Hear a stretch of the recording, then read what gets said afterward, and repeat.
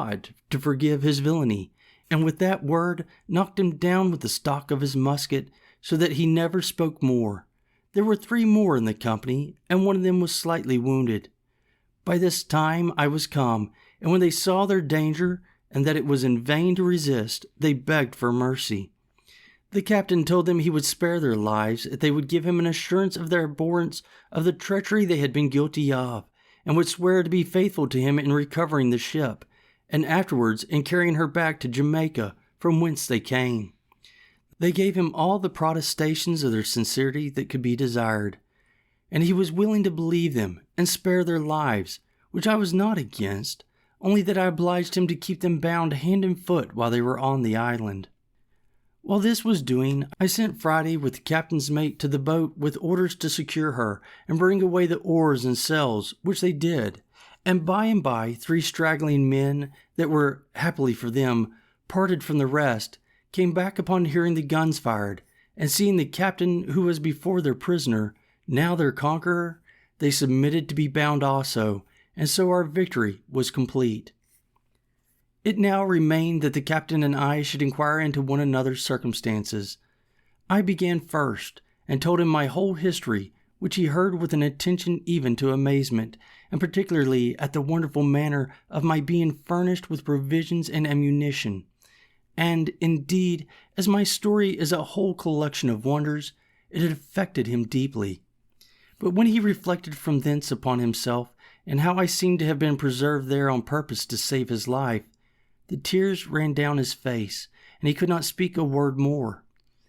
After this communication was at an end, I carried him and his 2 men into my apartment, leading him in just where I came out, at the top of the house, where I refreshed them with such provisions as I had, and showed them all the contrivances I had made during my long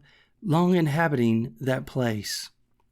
All I showed them, all I said to them, was perfectly amazing. But above all, the captain admired my fortification, and how perfectly I concealed my retreat with a grove of trees, which having been now planted nearly 20 years, and the trees growing much faster than in England, was become a little wood, so thick that it was impassable in any part of it but at that one side where I reserved my little winding passage into it. I told him this was my castle and my residence, but that I had a seat in the country, as most princes have, whither I could retreat upon occasion, and I would show him that to another time. But at present our business was to consider how to recover the ship. He agreed with me as to that, but told me he was perfectly at a loss what measure to take, for that there were still 26 hands on board, who, having entered into a cursed conspiracy, by which they had all forfeited their lives to the law, would be hardened in it now by desperation, and would carry it on, knowing that if they were subdued they would be brought to the gallows as soon as they came to England or to any of the English colonies, and that, therefore, there would be no attacking them with so small a number as we were. I mused for some time on what he had said, and found it was a very rational conclusion, and that therefore something was to be resolved on speedily, as well to draw the men on board into some snare for their surprise as to prevent their landing upon us and destroying us.